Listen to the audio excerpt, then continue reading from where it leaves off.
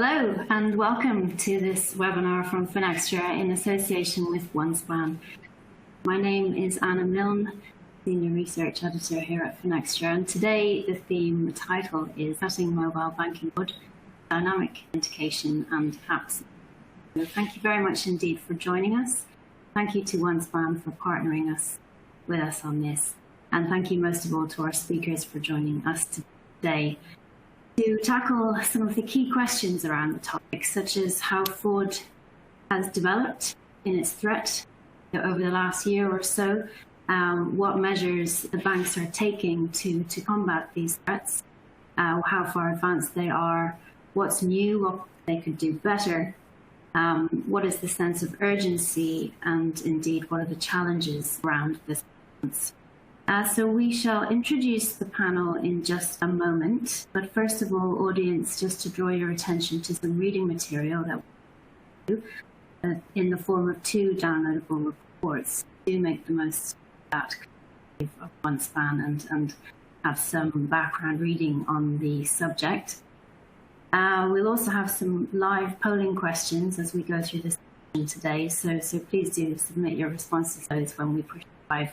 And furthermore, we'll have the facility to welcome your questions to the panel about the session as we go through. So please do forward those. We'll endeavour to get to them as best we can. All I will say is please keep those brief because it makes it easier for us to read those and monitor them and slot them in. So without further ado, it's time for our introductions. And I'm going to pass over to our speakers in turn to introduce themselves. So if I may pass to you, Jonathan Williams, first of all. Jonathan Williams from the Payment Systems Regulator. Welcome.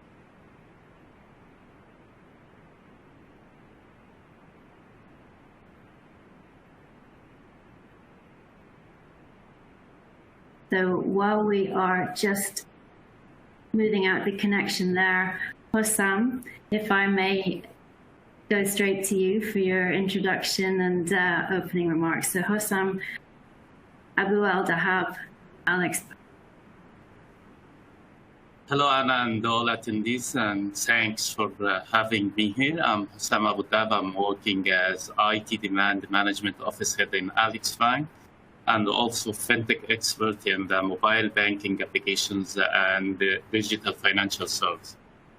Actually, the fraud issue is a very interesting topic and becoming more and more important, especially after the pandemic, which makes people moving towards using the digital services more than before.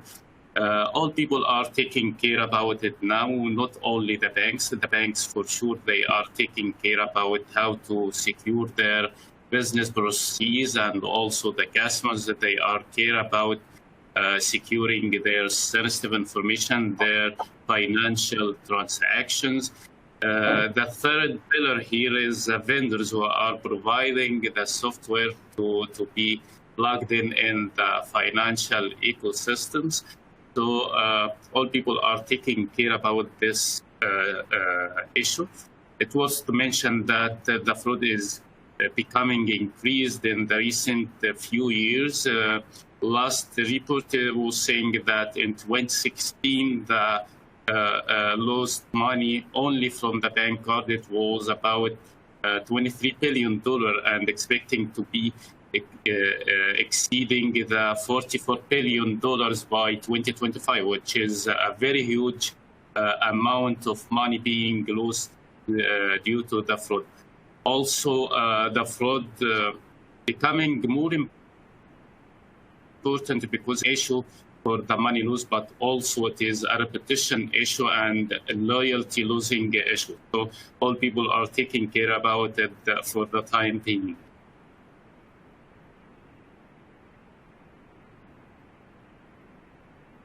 Very good point, an alarming statistic. If we're to prepare for that, what we need to do to avoid the potential $44 billion losses in fraud over the next few years. So plenty to talk about.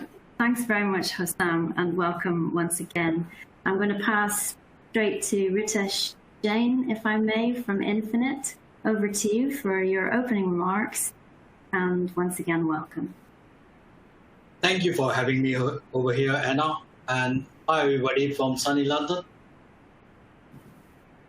Fraud. I come from the banking and payments, so I led the future of payments in Visa, and later on I was recently as a COO Digital, was leading the Bank of the Future strategy at HSBC, finally decided to co-found Infinite, which is addressing a credit and credit card problem in UK and European Union.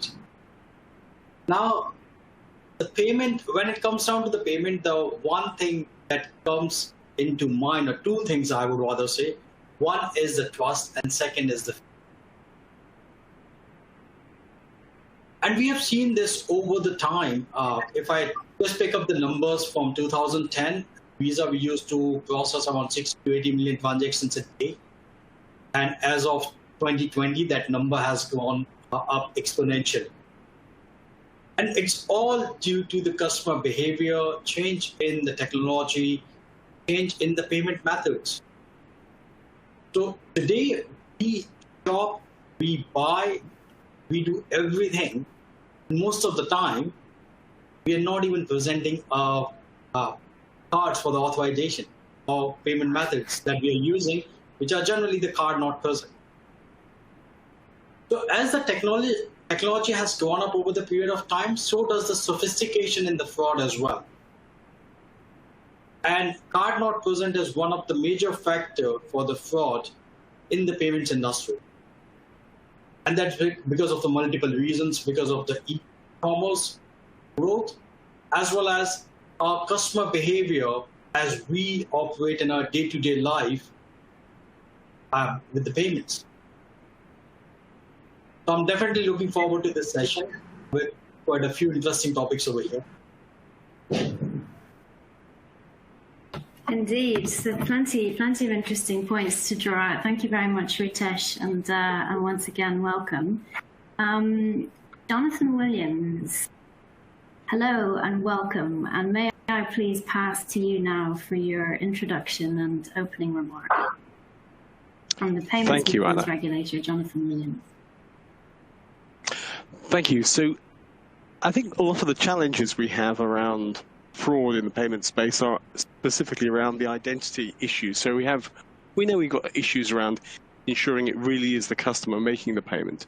And we've seen all sorts of technologies deployed to try and ensure that process. But in addition, there are also the challenges of who we're paying. Do we know who we're paying? And those two weaknesses are the two areas that fraudsters tend to target. So it's very important to think about the problems in the whole. So certainly the issues around how you might ensure that it really is the customer who is at the other end of the internet session trying to purchase goods from an online retailer. But it's also equally important when you're trying to pay your builder that it really is your builder you're trying to pay and not some fraudster who's just managed to concoct an invoice which appears to be the same thing. So that there are a number of different challenges, and payment service providers need to be aware of all of the different methods that fraudsters can creatively come up with to try and defraud individual payment service users. So it's a big challenge, and it continues to get harder and harder, but we need to keep fighting the battle. Exactly, it does indeed. The challenge is not insignificant, but there are tools and technologies there, which we, of course, will be discussing in more detail. So thanks, Jonathan, and once again, welcome. Not least, Samuel Backen from OneSpan. I'd like to bring you in for your intro, please, and welcome. Sam. Thanks for having me. Thanks to the audience for joining us. I'm Sam Backen. I'm from OneSpan, and at OneSpan, we help protect the world from digital fraud by establishing trust in people's identities the devices they use, and the transactions they execute. So I'm Senior Product Marketing Manager for OneSpan's mobile authentication and mobile app security solutions, and our mobile solutions empower financial services providers to enhance the security and convenience of their mobile experiences. So this is a topic near and dear to my heart, perhaps obviously, because I think in a lot of ways mobile users are really beholden to so many external parties when it comes to mobile security, whether that's app developers, Apple and Google, the cellular providers, et cetera. And I do think that the security of mobile financial services requires collaboration between, the user and the institution. But I have a colleague that likes to say that user security is not a user problem. That would be like asking a user to underwrite their credit risk on a mortgage. Anyway, I think that both security and convenience can be achieved in mobile financial services with technologies like biometric authentication, where you can simply look at your phone, place your finger on it, and provide additional assurance that you are who you say you are. Not to mention it's much easier to do than enter a username and password.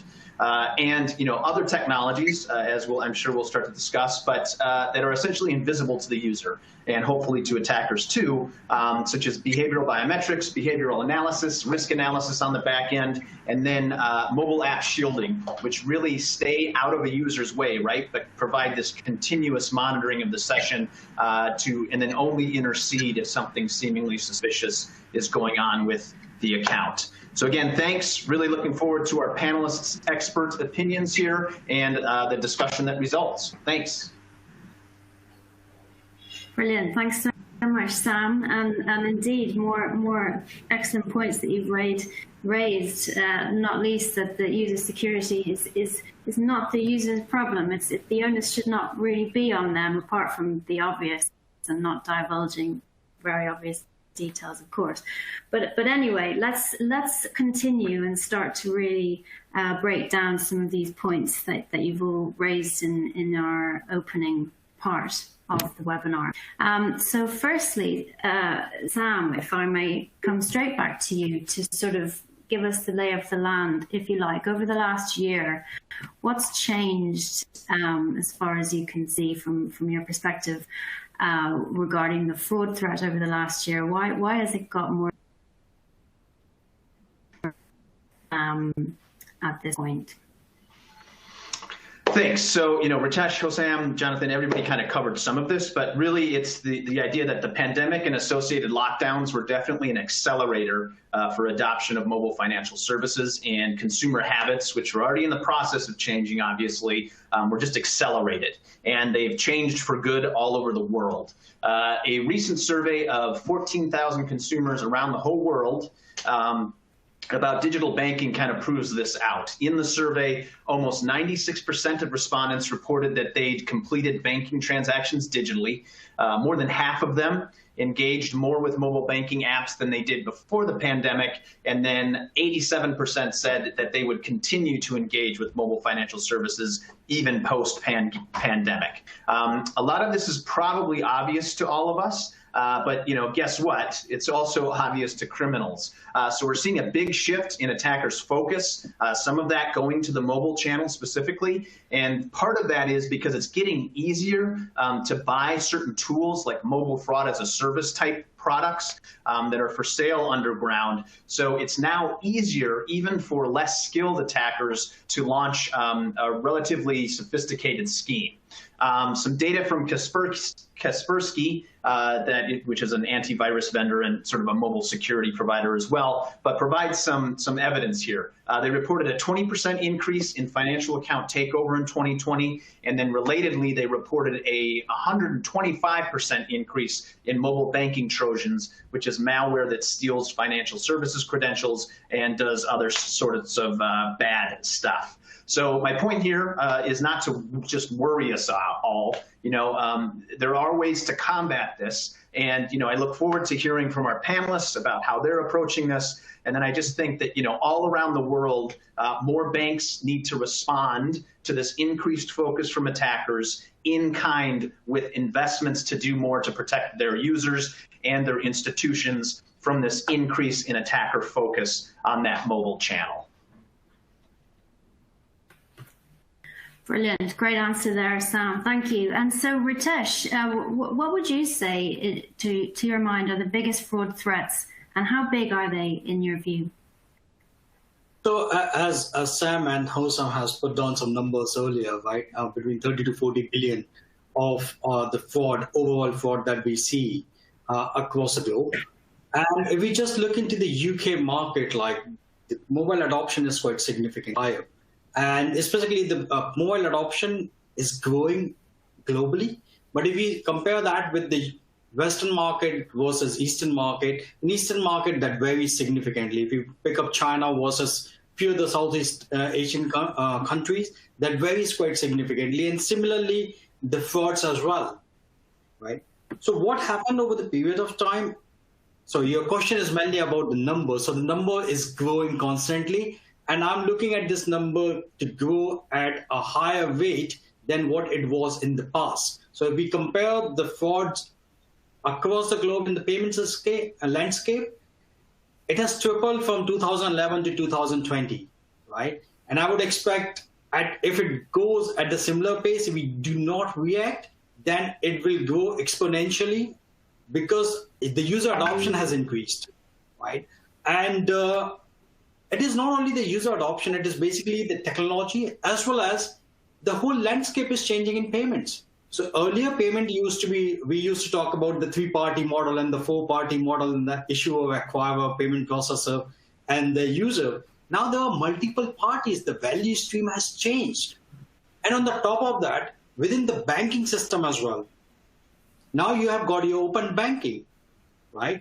Your customer data is not just with one provider. That is pretty much scattered. So it is going to lead a further problem and is going to create a massive issue in terms of the fraud. Because user adoption has changed. So user is more used to the mobile devices. They're accessing multiple applications through their devices. And that is not limited to just the banking applications. They are giving access to the third-party providers using the banking application. And that is happening through the open banking adoption. Whether it's good or bad, it's great. But at the same time, if we can control it from the security aspects, it's great. If we can't, then we are looking at a massive issue because the customer data is scattered and the security aspect as well shared amongst the multiple providers. So the challenge is not only about the bank. The bank has to provide a broader and greater security because bank is letting customers share their data through their own applications. So the more onus is onto the banks.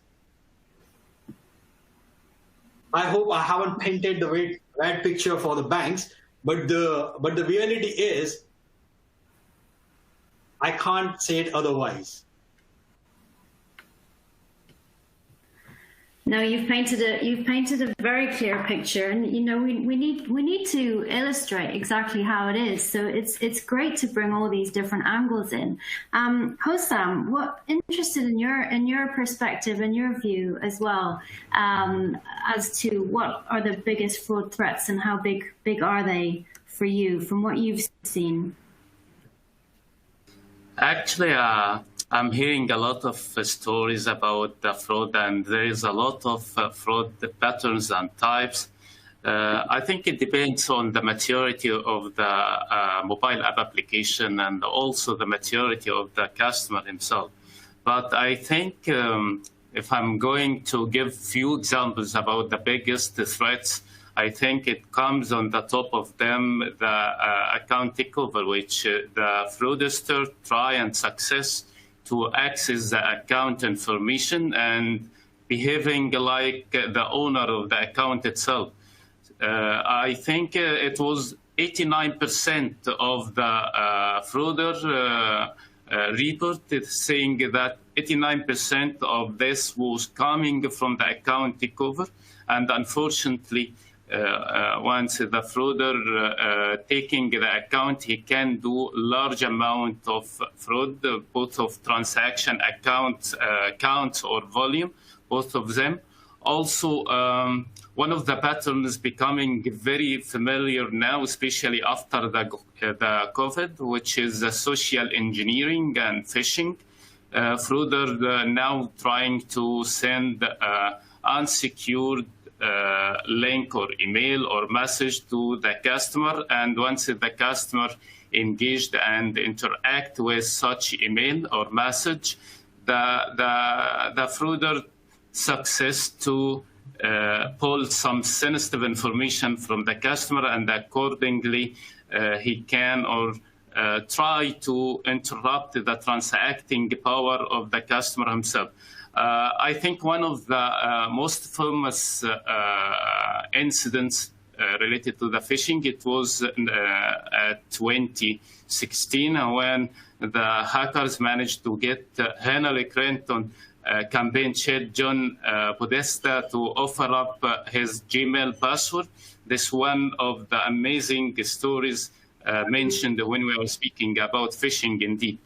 Also, one of the patterns, which is a man in the middle when it comes to the communication between the mobile app and any third party through the internet. Some hackers or fraudsters try to intervene and interrupt the connection between the mobile and any financial institutions. And once they success to interrupt such communication and try to simulate the messages between the two parties, they can do a big volume of fraud. So there's a lot of patterns can happen in this matter, but again, it depends on the maturity of the customer and how the customer can interact with unsecured and unknown sources of communications. Yeah, definitely. Absolutely. And so, Jonathan, what do you think are the main challenges here for banks in securing the mobile channel? Are there some standout ones for you that you're seeing banks are really grappling with? Well, I think just to pick up on the previous speaker's comments, I think that certainly any change which is introduced into the system creates opportunities for criminals to take advantage of that uncertainty created by the change and then take advantage of those customers. So I think that's one of the challenges, is that whenever we bring in any change to improve things, there may be a short-term negative impact while customers get used to it, understandably. Also, the technologies we've seen, a lot of the legislative requirements, such as strong customer authentication, those will help. So using multi-factor authentication to really ensure that you know exactly which customer you're dealing with, to ensure that it really is them, to use things like behavioral biometrics or biometrics, in addition to possession factors, those see that it really is your customer you're dealing with, rather than somebody else. And so there's a definite opportunity to ultimately, identity for me is the key thing we're trying to achieve. We need to understand that our customer really is the person who is trying to transact. They need to be sure it's us as a bank or as a payment service provider that's interacting with them. And so that mutual identification is an important part of the process. So when you're phoned up by ostensibly your bank, you need a simple way that you can actually make sure it really is them rather than somebody else. But in addition, when you're trying to make a payment to somebody else, you need to be is the payee that you're really thinking of, that you're making the payment to. So if you think you're paying your builder, it really is your builder. You can match the name, you can match the other details. I think that's one of the key things. In the UK, the confirmation of payee service has been rolled out over the last 2 years or so to confirm when individuals are making a payment. That could be individuals or could be businesses making payments to other parties across the network, making sure that it really is them. Do we know exactly who is the recipient of those payments? And those sorts of technologies can really help in what's called authorized push payment fraud, where it really is the customer, we're absolutely certain of that, but they're not certain who they're paying. And there are things that can be done to go and prompt them for the right sorts of information. So for me, that's one of the sets of technologies which can help. But coming back to strong customer authentication, and just to put this in context, we are not the regulator for strong customer authentication. That's the Financial Conduct Authority. But it's obviously a very important security part of our payment systems. And we need to make sure that meets the needs and the risks that we are seeing in the market. So again, comes back to whenever we bring in change, and strong customer authentication is change, criminals will try and take advantage of it. We just need to make sure that our systems are secure and we're educating our customers on exactly how it works. Yeah, indeed. I mean, what's really coming through so far from all of you is how dynamic the approach needs to be. I mean, the fraudsters are going to be, as dynamic as they can be, and morphing and changing and adjusting to changes. And of course, the industry has to respond accordingly. And so talking now specifically about the mobile app and the security thereof, because it is very complicated and very challenging and very complex.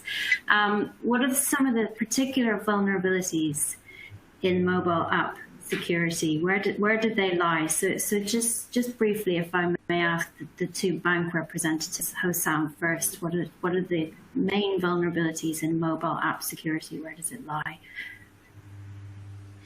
I would like to speak about the mobile app security issues from the technical point of view, maybe in a high level, but I think people must know that it is very important to download the apps from the official stores, not any other unsecured stores, because sometimes people or the fraudsters, they may try to simulate the apps and doing some changes in the app itself, then they can upload it to any unsecured store, so they can be a victim to the fraudster. So this is very important. What is the source of downloading the app?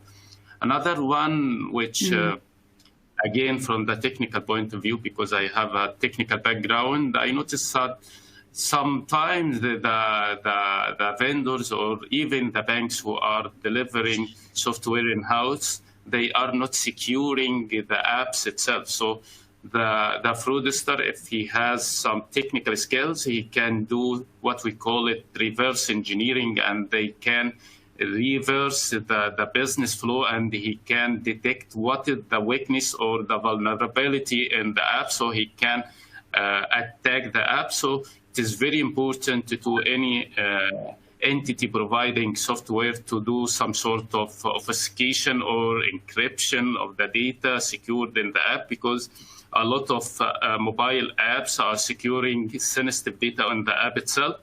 Unfortunately, sometimes they are saving it in a plain text, not encrypted or hashed, or using any algorithm to secure the data. So this is very important and also critical. A silly issue repeated, which is the losing of the devices or restoring devices. Sometimes is a fraudster stole the device, the mobile app, or even the hardware token. I know about some cases like this. The fraudster selected a victim and stole the hardware token, and accordingly he can do any transaction with a high volume. The last example I would like to share it, which is what we call it the deep linking, which is some developers are using the deep linking. So the hackers can use this to attract the customer by clicking it to moving him to another website or to another unsecured content, which by the way, will use it to collect a lot of sensitive information, such as the username, password, account number, and so on. So this is very important to know about it as a security vulnerability in the mobile app as well. Excellent. Some very, very detailed, very real examples there of the vulnerabilities. But fear not, listeners. We are going to discuss what can be used to tackle these, and I'll definitely bring Sam in shortly to lead that.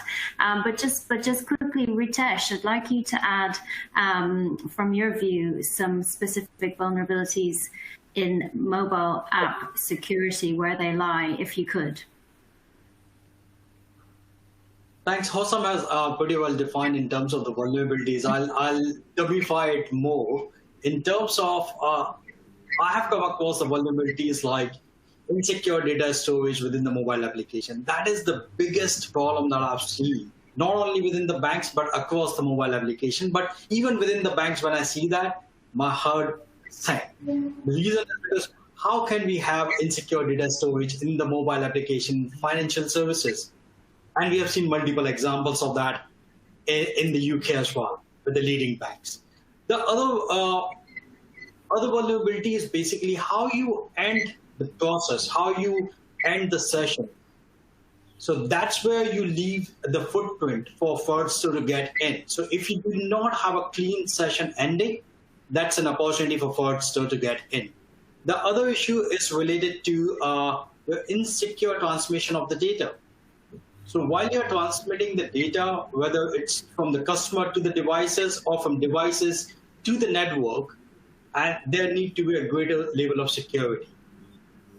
And allowing third-party applications or the keywords within your applications, that is not many of the bank applications I've seen across, but some of the applications I've seen in the Asian market as well as in Latin American banking applications, where they have allowed third-party keywords to interact with the banking application, which is another major reason for a fraudster to get in. Certificate pinning, which is a basic, when you're building up a mobile application, it's like ABC of a mobile application. Certificate pinning, I've seen examples within the UK banking of lack of certificate pinning, and I wouldn't be naming them. Apart from that, one of the major incidents that we have seen in recent past couple of times, it's not directly with the mobile application, but it's through the route of the mobile application, SSS7, which is a SMS protocol, right? And the takeover of the SSS7, rerouting that is pretty common. Some of the banks have faced that in recent past in the UK market. Sensitive data storage, transformation, and sensitive data storage in the source code, which Hossam has pretty well defined. So these are the few challenges which are very, very basic, I would call them, when if you come from a technical background, and these are the first thing that you learn while writing your application code. So these are the few things that one got to be careful about. And on the other hand, as we have grown up in the technology, we have grown up in the landscape in the mobile payments, the fraudsters are much more sophisticated. So you got to have a dynamic authentication, authorization, and the security protocols in place. You can't survive on the static data. You can't survive on the static methods of security. And the data that generally it is a thought in the fraud space that you are as intelligent as the data that you have. But unfortunately, that is not true. Because now you need to rely on the community intelligence. Because the frauds are happening in real time. We have changed. We are looking for the real-time services. We are making real-time payments. So why we leave the fraud for the static? We need real-time fraud prevention methods. Yeah, absolutely. It's becoming a very compelling message.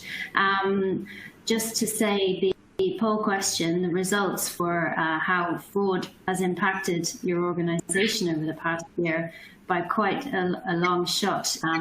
There's been an increase seen. So enough said, really, and not really any surprises there, given what you've all laid out for us thus far. So Sam, now I'm going to turn to you now. We've laid out a lot of the technical challenges, the complexities, the risks and the threats. So would you like to address some of these and perhaps talk to us a little bit about what kind of tooling, for example, could be used for capturing session risk? Definitely. Yeah, Hossam and Ritesh really covered off on a bunch of those threats. Luckily, there is technology available to help. You know, I think Ritesh or Hossam, I can't remember who mentioned it, but you know, a lot of these banks are building apps in-house, and they don't necessarily have that technical mobile app security expertise that's needed to ensure that their apps are secure. So there's technology such as app shielding that can monitor the execution of the app, for example, to stop the attacks where there's mock apps you know, that are actually stealing information. They're not actually coming from the bank because they're coming from third-party app stores and that sort of thing. And in addition, app shielding really helps with those obfuscation items that Hossam was talking about. But again, dynamic and monitoring the app during its runtime so that if the attacker is using tools to kind of latch onto the app and kind of penetrate it and kind of mess around with what's going on in the execution, the app will shut down.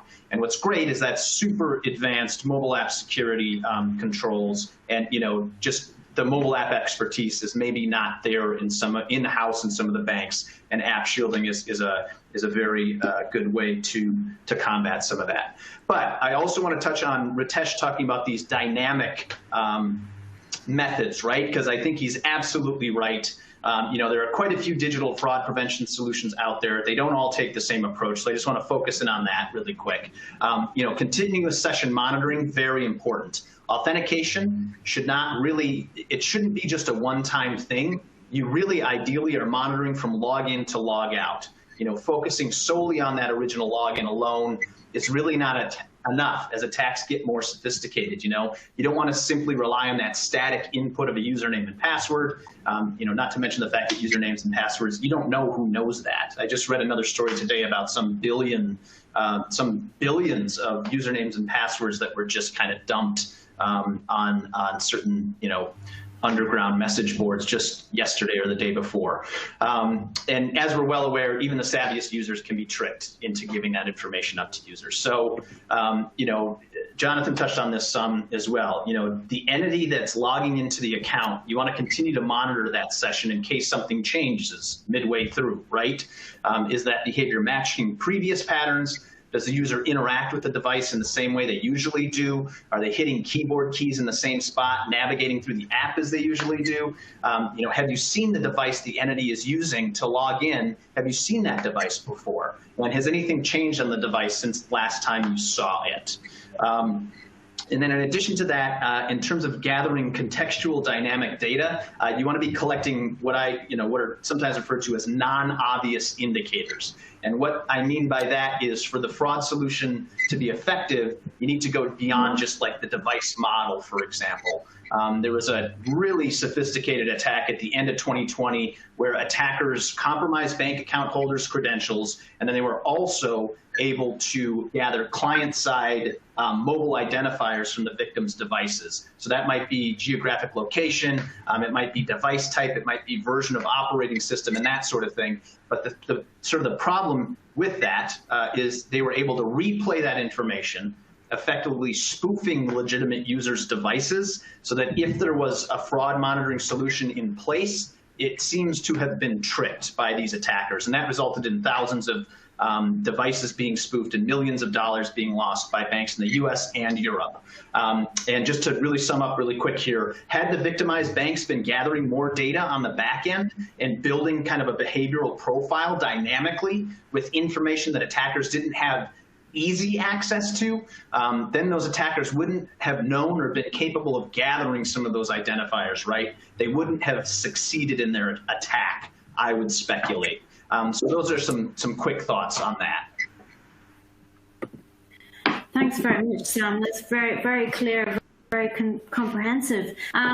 So, you know, back to the banks, if I may, this idea, you know, of how is it going with capturing the data, analyzing it, and utilizing it in the dynamic way that that is needed? Like, for example, using machine learning and AI, how can these technologies be deployed and where for best effect? So Ritesh, I might come to you first on that. So what I said earlier, it's around the community intelligence. And that's where the third-party providers of the security services come into play.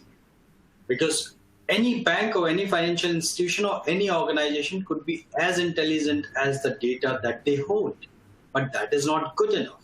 So what we need, and that's why we have got a threat intelligence community. That's why we have got threat intelligence providers. So that you are getting access to the threats in the real time, so that you can safeguard yourself.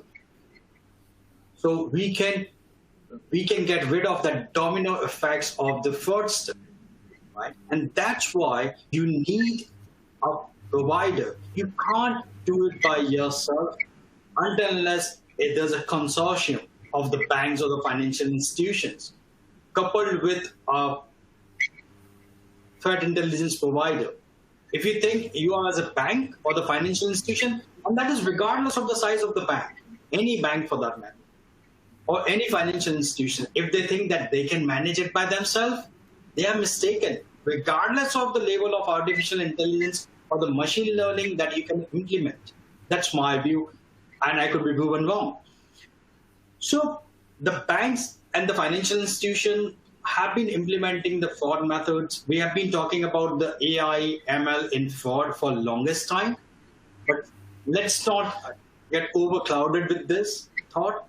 Now we need to think about the real-time fraud prevention, and I do not see any other way apart from the community intelligence or the service providers whose basically bread and butter is relying on that.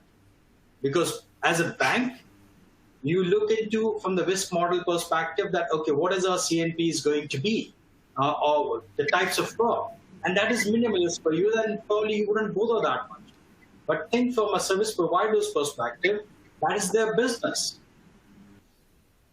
So you got to look into the real-time fraud prevention and authentication management, and you got to look into the solutions that you have already versus what is available out there in the market. And with Finextra itself, we have discussed this long back with the ECI and other players in terms of what is really happening in the market. OneSpan, in my previous roles, I've been a customer of OneSpan for the longest time. And from the DigiPasses to the mobile authentication services. Not that OneSpan is over here and we are talking about it, but it's basically about the services that a company can offer. So why you have to reinvent the wheel? So you got to.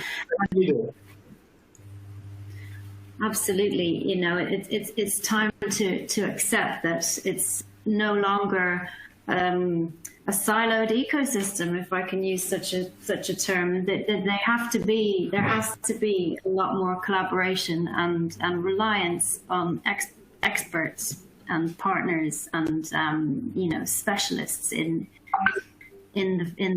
relevant fields. Hossam, do you have anything to add to these comments around ML or AI?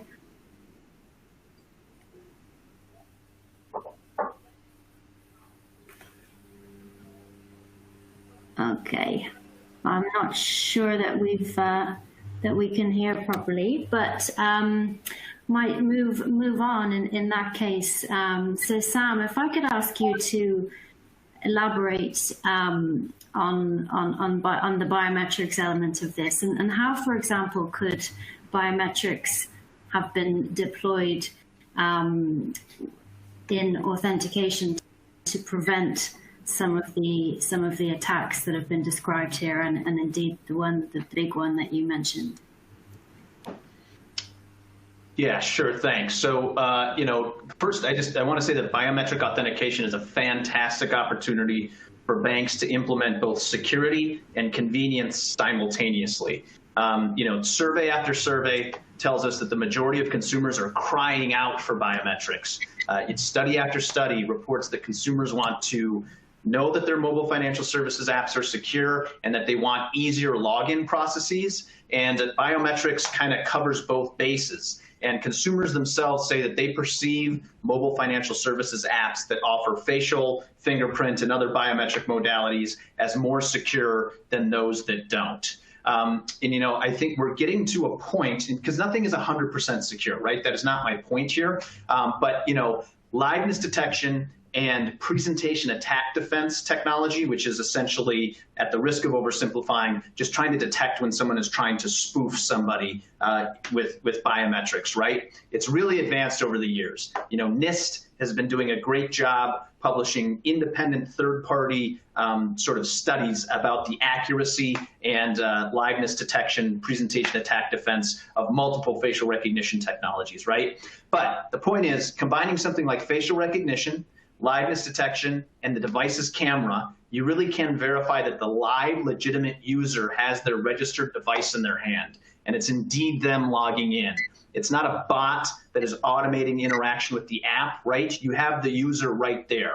But as I said, you shouldn't stop there. You really should monitor the whole session again. But there's a certain assurance there in terms of possession, in terms of presence, in multiple levels of controls that an attacker would need to circumvent. And at this point, that's, once you've got that defense in depth approach, it probably turns into something that's not a great use of the attacker's time, so they'll move on to the next target. So again, just to wrap up this statement here, biometrics, they definitely provide higher security because of possession, presence, et cetera, but then they also are providing this convenience that really more and more consumers are asking for. And so I'll stop with that. Thanks, Sam. I'd like to just bring Hossam in to add to these comments as well, and anything else around AI or ML, Hossam. It would be interesting to hear that from your perspective. Yes. Actually, Ritesh was very comprehensive in this matter. While I would like to simplify it more, that the AI or the rule-based fraud prevention system imply creating exact written rule to tell the algorithm which types of operation seems normal and should be permitted and which shouldn't be because they seem suspicious. So the AI is playing a crucial role here to help to detect and prevent the fraud, and also to accelerate the transacting time instead of verifying the transactions by human, which may make take more time, and also it's a subject of human mistake. The AI is very helpful in this matter. And back to the researches and the articles, I think there was a case study has been published related to Danske Bank. They reported that after applying the AI, which they put it from external vendor, they were able to reduce false positive by 60%, and they were able to also detect real fraud with 50% increased in their detection before using the AI, and actually reinforcing the real-time fraud detection and prevention is coming very important to any financial institutions, because it supports the fast transacting and also support the growth of any financial institutions. Also, approximately 26% of the venture funding raised in the AI in the banking, it is only going to the fraud prevention and the security use cases, rather than all the investment being invested in the banks. So I think the AI is playing a very crucial and very important role in the financial industry transacting right now, and I think also it will be increased in the future. Great points, Hossam. Thank you very much indeed. Just to turn to the second poll question that we've had live for a few minutes now, what insight do you have into your users' devices and authentication methods was the question. And by 75% of the response, the answer is some visibility, but we need more. Okay, so there's definite recognition there, which is good news. I'll just say that the right amount of visibility was 12.5%. So yeah, a lot more is needed, and I hope that we're kind of illustrating how this can be achieved with the help of our speakers today. So as we come to the last 10 minutes or so of our session, it might be useful to consolidate a bit of what we've heard and think about what the outlook is from here and the approaches from here. And Sam, just before we do that, I wondered if you had any other comments around other app security aside from, you mentioned app shielding and runtime protection, which are methods aside from an approach in which developers incorporate security holistically. Was there anything else that we needed to highlight around this? Yeah, maybe I'll just say something really quick, before wrap up. But nothing is 100% secure, and developers need to take a multi-layered approach. I covered that. And that consists of implementing strong authentication, not storing data unless absolutely necessary, and encrypting it if so, and then mobile app security testing throughout the development process along with periodic penetration testing. But I guess the point is you can have the most secure mobile app in the world, but at some point you're releasing that into the wild, you lose a bit of control, you lose some visibility because you don't control the security hygiene of the devices upon which your app executes. Again, app shielding and runtime protection, an additional layer of security that travels with the app to protect it in potentially hostile environments. Some banks implement app shielding because they know that rooting and jailbreaking is common in their markets, but they don't want to necessarily deny risk or deny service because of that. Obviously, those devices are a little bit more risky, but if there is continuous monitoring of the runtime environment going on through app shielding, you can stop anything that looks hostile or malicious before it actually does damage. And again, consumers, it's not just that they don't want to. Some of them are not capable of updating their operating systems to the most secure versions. And we won't get into it, but there's a bunch of complicated reasons why, with carriers, device handset manufacturers, and that sort of thing. But anyway, you lose a bit of control when you're sending your app out there. App shielding is an extra layer of security that travels along with the app when it is executing on these consumer devices. That's very clear. Thanks very much for that, Sam. That answers a lot of questions. So, Ritesh, if I may turn to you now. So if we could think about, are there any other responses aside from the technicalities and the technical approach that banks could deploy to tackle app fraud? For example, I've heard you speak in the past about the contributions and influence from board level. Does that need to be more involved, or are there other angles in the bank's response to this that we need to shine a light on, Ritesh? Definitely yes. I would like to just take a moment and talk about something which I've experienced in my career. And I'm very sure most of you must be knowing about it as well. So I led in past, between my financial services and payments experience, I ventured out and I was leading the shipping company. So I led the digital at Maersk, which is the largest shipping company in the world. And we have seen a biggest ransomware incident in 2017, and that was NotPetya. NotPetya, and here I would like to relate it to what Sam has said. No matter how much secure your environments are, but your applications out there in the wild, right? NotPetya was extreme on the other end. which was ransomware. It's a beautiful combination of Mimicards and Eternal Blue. These two vulnerabilities which have been fixed by the players. I can get into the detail, but probably I'll take more time. So let me come back. It was a very basic vulnerability which hacker got into Maersk systems. It started from Maersk and it expanded to the various other companies. Just for the Maersk, we lost around 300 million during that incident, right? Now, what happened after that? So we have seen the worst. We had to come out. I was leading the rescue operation for Maersk from this particular incident. What we have learned that we need to get people involved from the board level when it comes down to the decision for the fraud prevention and the security. And some learned the hard way. And I would say that out loud, most of them learn it hard way.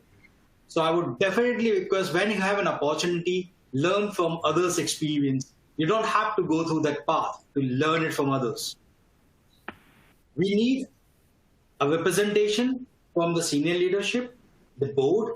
When you talk about the innovation, when you want to provide a better experience to your customers, you're innovating at a regular pace, you're investing tons of money or billions of pounds and dollars yearly, why don't you secure your applications with the same pace, with the same motivation? Because ultimately it's all about the trust of your consumers and of your customers. So you got to take it more seriously than you do as of today. When we talk about, let's give it to the banks and the financial services as well. Whenever we are building any applications, everything is built around the security. But let's reinforce with the latest technologies, latest products available out there in the market. So yes, definitely we need a lot more attention from the leadership, from the board, and their involvement when it comes down to the security of the financial services products.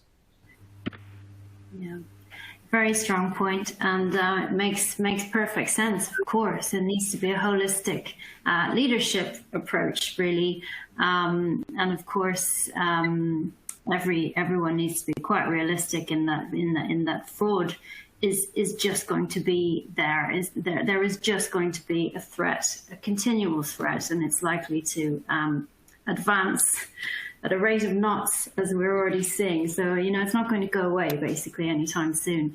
So, Hossam, what's your view on education and in respect of educating the customer, and where the sort of responsibility lies for fraud prevention, which was one of the questions that came through from the audience as well. Just before we close up, have you got any comments around education of the end user? Yes. I think education is very important everywhere and every day, because education is playing a vital role and a very significant role to prevent the fraud. Educating the call center inside the bank to be able to effectively and efficiently verify the customer identity before any engagement or communicating any sensitive data with the customer. They have to be confident 100% that the customer is communicating with them is a legitimate customer. Also educating the customer himself. We already mentioned that the highest fraud pattern was the account takeover, which means that the customer maybe communicated sensitive information such as account number, password, PIN, or even the OTP with any fraudster. So the customer have to be learned well how to communicate the information and what are the informations mustn't communicated with any party. Also, they need to learn what is the source that they have to download the applications related to their banks, any interactions with any unsecured sources is not allowed for the customer to not be a victim for the fraudster. It's very important to also to not root the device, which is giving high permission or deep permission to control the device. This is very dangerous. And sometimes some apps, unfortunately, asking the customer to do this, even if not financial, but it will affect the financial applications itself. So the education, I think, need to be under more focus from the banks and the financial institutions to help them to prevent the fraud in the future. Brilliant. Thank you so much, Hossam. Very good comments there to end on and food for thought, as indeed all of it has been. That's it for time. It's gone super fast. I've really enjoyed it. I'd like to hand this to you, Sam, just for some concluding comments. Yeah, great. Thanks so much for the panelists. You know, we were talking about a number of great topics today and approaches to protecting, you know, users as well as financial institutions against this fraud. But to sum up really quickly, I know everybody needs to get to their next call, et cetera. But one, it's important to acknowledge that criminals are increasing their attention and investments on the mobile financial services channel. Two, biometric authentication is a fantastic way to simultaneously deliver more security and convenience at login, both things that consumers want. We talked a bit about malware and banking Trojans and that sort of thing. You can't depend solely on the operating systems to protect your mobile financial services apps, so it's important to implement technology such as app shielding, which is security that travels with the app and offers added protection in untrustworthy environments such as consumer mobile devices. And then finally, I hope I made it clear that you really want to be monitoring and protecting user sessions from login to log out with continuous monitoring of non-obvious indicators to then take action on certain higher risk transactions or out of the ordinary behaviors. And again, with that, thanks so much. I think this was a really great conversation. Brilliant. Thank you. Thank you very much indeed. It was a brilliant conversation. I think you've really unpicked for us the perils, but also the opportunities in addressing dynamic authentication and app security in order to keep that fraud threat at bay. So thank you so much, Sam, Ritesh, Hossam, and Jonathan. Thank you, audience, for your questions and your responses to our poll. Thank you, OneSpan, for partnering with us on this.